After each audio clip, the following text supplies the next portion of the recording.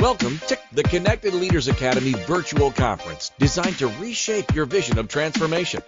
As we navigate the evolving business landscape, our speakers will unveil innovative strategies to manage and initiate change. Prepare to adapt, innovate, and lead, ensuring your role as a catalyst in this transformative era.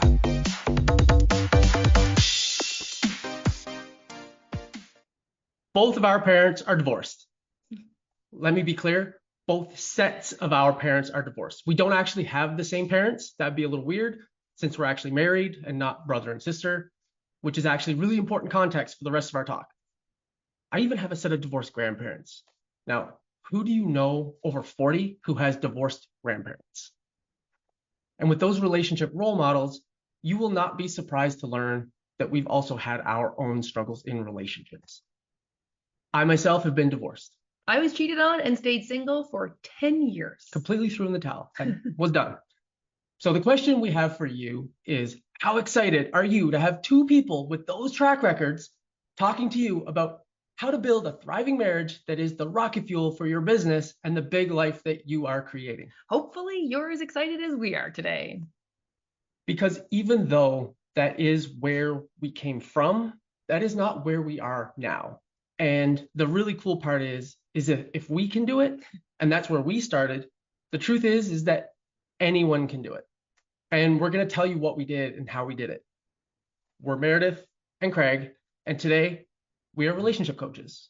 And we weren't always, obviously, with those track records, but this is our passion. And today we help entrepreneurs like you build the relationship with yourself and your spouse that becomes the rocket fuel for you to build the big life and big business that you envision. And it was nowhere near a straight line to get here. And as an entrepreneur, I know you can appreciate that. See, we started out in corporate. In addition to not having great relationship role models, we also grew up learning that life was meant to be lived a certain way. You go to school, you get good grades, you get a good job, you climb the corporate ladder, you get all the benefits and promotions and raises and perks that you can, and then eventually you retire and then die. Now, most people don't say that last part out loud, and we followed that plan, and we were really good at that plan. But it felt like that last part, that dying part, started to happen a little closer to the middle than the end. We were unhappy and unfulfilled in that life, and we both felt like we had something more to offer the world, but this traditional life road was all we'd ever known. And then we were offered what in the moment felt like a gut punch, but looking back was the greatest gift we could have ever been given. It was a flashing exit sign off that default life highway we were on. Our company was closing the office we worked in. We worked for the same company. It's actually how we met. Story for another time, though, because we are told we have a hard 24 minutes. No more. When the company decided to close our office, we had a choice. We could relocate to a new office across the country, further from the people we love, and sign up for more of that same unfulfillment every day, or we could leave, jump out of the airplane, and figure out how to build a parachute on the way down. I don't know about you, but I have no idea how to build a parachute. 0%. So we were feeling an enormous pressure to replace those steady incomes that we had left behind. And we didn't want to end up living in a cardboard box. True story. So we went to Google, as you do, and we found out that 90% of millionaires made their money in real estate. I mean, 90% of millionaires can't be wrong, right? So we were going to be entrepreneurs building a real estate empire. It was a really exciting time for us. We were building our dream and creating freedom for ourselves, and we were feeling really good about where we were and the exciting life and business that we were creating together. Until we were not. We hated that real estate business that we were creating. It felt like corporate all over again, with the added benefit of absolutely $0 coming in. And that unhappiness that we were feeling with the business, coupled with the stress of having left behind big corporate salaries for what in that moment felt like magic beans, was beginning to take its toll. And it began to impact our relationship. We were sniping at each other. We were short with each other. We had very little patience, total not us type of stuff, because despite our relationship role models and our past relationship lack of success, when we got together, we were committed to doing things differently. And we were very intentional about creating the relationship we did not see growing up or that we had ever had ourselves. And up to this point, we had been doing a fantastic job, if I do say so myself. We were communicating well. We made ourselves emotionally available for each other. We led with curiosity and empathy over judgment.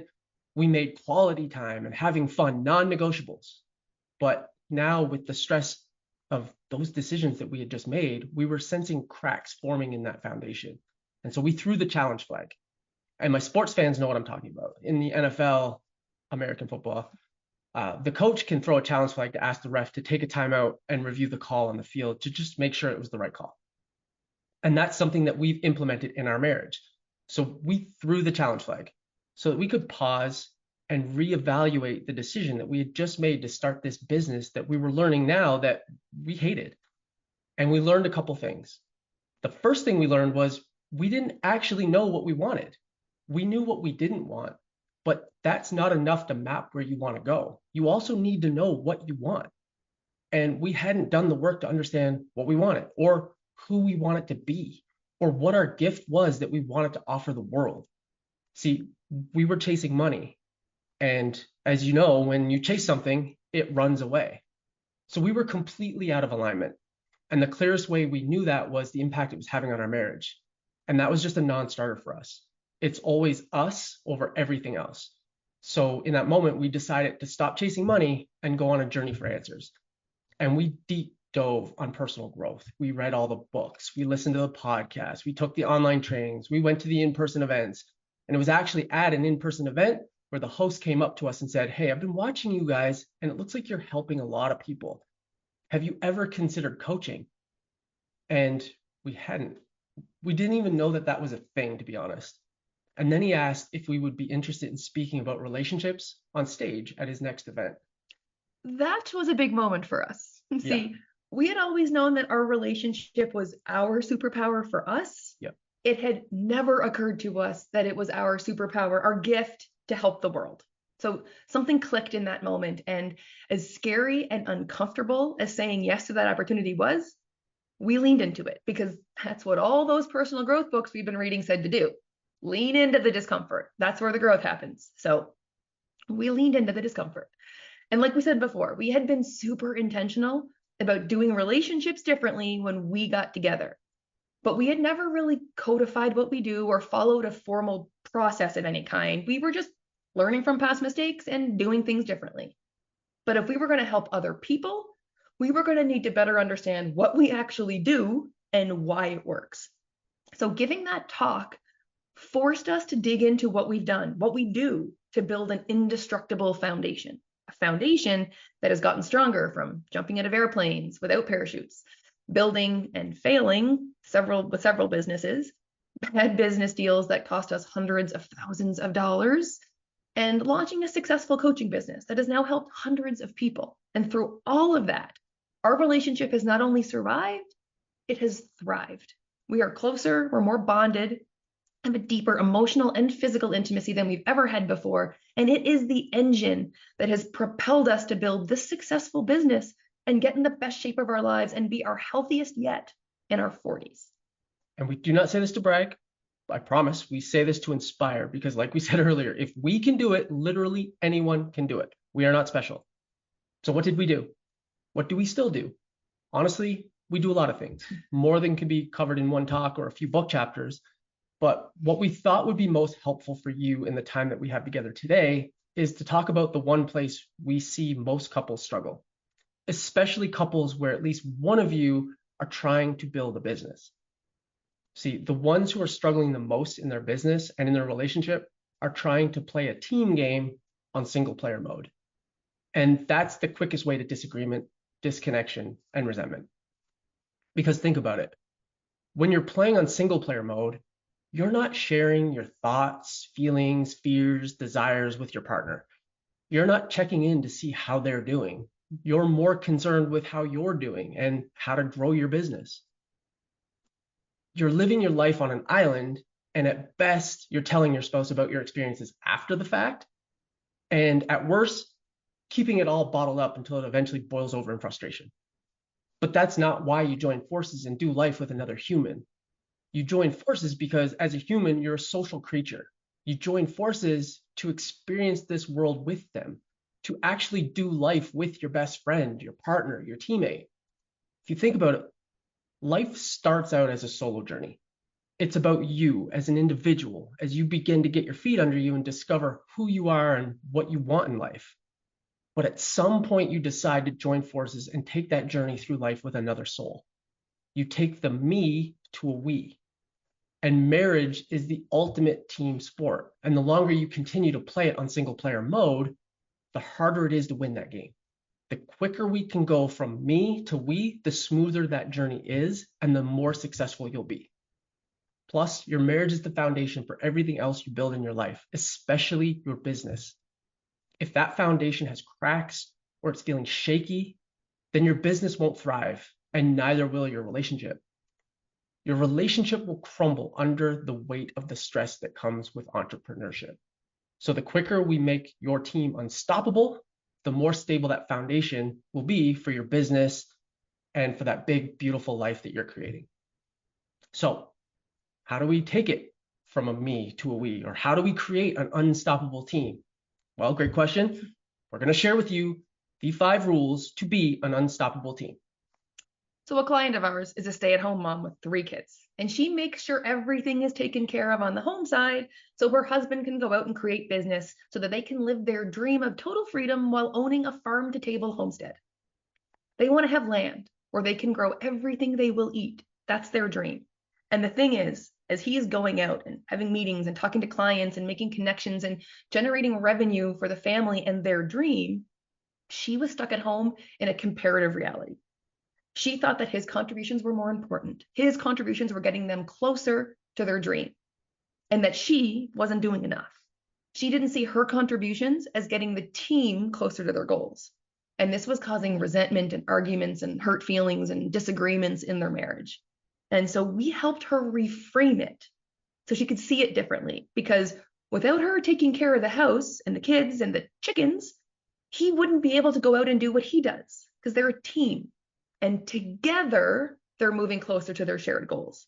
It was only when she started looking at everything through the team frame that she began to realize everyone's contributions matter. Even if those contributions look different, everyone plays a role. Just like in business, every role matters, whether you're the CEO or you organize things behind the scenes. Your contribution matters. Think of it like a football team again. The quarterback, most of the time, gets most of the glory. But none of that happens without the big guys up front putting their bodies on the line and blocking for him. Respect each other's contributions, even if they're different, because you cannot win without everyone doing their jobs. You cannot build the big life you envision for yourselves without both teammates leaning into their roles and executing at a high level. Rule number 1 is unstoppable teams know everyone's contribution matters.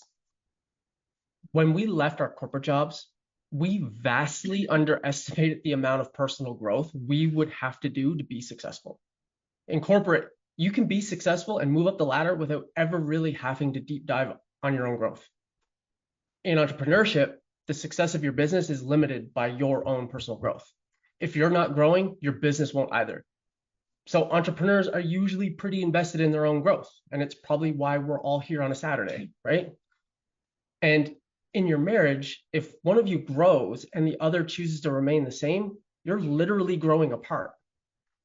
Unstoppable teams are made of individuals who want to become the best for themselves and for their team. So they do the work to grow into the best teammate they can be. When we started on our journey of personal growth, we ended up at an event. And to be fair, we thought it was going to be your typical run-of-the-mill real estate conference. And we thought that because that's what they told us it was. But when we got there, we heard that they were saying it ironically. And in fact, it was not going to be your typical run-of-the-mill real estate conference. And they were right. One of the sessions, the speaker calls a lady on stage, and he asked her if she's ready to move past her limiting belief, to which she responds with a confident, heck yes. So then he calls his assistant to the stage with an arrow, like, yes, an arrow, like a bow and arrow. Now, this arrow does not look like it's going to take down a moose or anything, but it does still have a business metal tip on it. And the speaker has the lady write her limiting belief on the shaft of the arrow. And then he explains to everyone that she's about to place that arrow with that pointy business end right there in the soft, fleshy part of her neck where the collarbones meet. And the other end of that arrow will be placed against the speaker's hand. And then she's going to yell out the limiting belief that she's leaving behind and the new empowering belief that she's replacing it with. And then she is to take a big, confident step forward. And he advises her, do not hesitate, because if she does it correctly, she'll shatter the arrow. And if she doesn't, if she takes half measures or she hesitates, it's going to hurt and leave a bright red circle on her neck. Hopefully nothing worse. And so she follows his instructions and she takes that big, bold, confident step forward and she shatters that arrow. And the crowd goes absolutely wild for her. It was an incredibly powerful moment. And as the speaker's wrapping up with her, we figure, okay, now it must be time for a break. That's an emotional ride. We need some air, bathroom, maybe a snack, something. But it turns out that's not the case. The fun for us is just beginning because the speaker turns towards the audience and tells us we are now going to do the exact exercise that we just watched happen on stage. And honestly, neither of us is thrilled with this news. But we're here and we're committed to growing, so we're going to do it. And did it? We did. We snapped those arrows like they were toothpicks. And it was an incredibly powerful moment. And I will tell you that had I done that exercise by myself, it still would have been pretty powerful. But that we got to do it together made it exponentially more so. Because that we were able to get so vulnerable with each other and learn about each other's limiting beliefs and support each other through that experience was an absolute game changer for us. We learned so much about each other that day, and our relationship fundamentally changed. We grew a deeper bond, and that's the power of growing together. Growth isn't just for your business. If one of you is growing personally and professionally while the other stays stagnant, you're going to drift apart. So read the same books, go to events together, have intentional conversations about where you're headed as a team, because growth is a team effort. Rule number 2 is unstoppable teams grow together. So working with clients who were not getting along. It happens. They were pretty disconnected. And it was at the point where the smallest thing would set them down the path to another argument. And that argument would last days or weeks. And so after digging deeper, we realized she was completely drained. Her battery was toast. She was carrying so much of that mental load at home that she had nothing left in her tank. And when your tank is empty, everything is harder. Your resilience is lower, you get annoyed more quickly, and you certainly get a lot more emotional. And when you operate and make decisions in this high emotional state, more often than not, they're not your best decisions. High emotion equals low intelligence in those moments. And so she needed to recharge her battery, but she felt like she didn't have time for that with all the stuff she had at home with the kids and the work and the business and life in general. But what we got her to realize was it's an absolute necessity. The more she showed up for herself and put her own oxygen mask on first, the more she would have for her family and her business. So taking care of herself became non-negotiable. And we helped them get to a place where she has an hour to herself every morning to start her day that she uses to recharge her own battery. Her husband steps in, gets the kids up and fed and off to school. Her husband is stepping in and taking on some of that load so she can better show up the rest of the day for herself, for her family, and for their business. Because it's not about who wins or who's right. Because when it comes down to it, you can either be right or you can be happy. It's your choice. It's about what's best for your team. Sometimes that means swallowing your pride and taking a step back to really listen.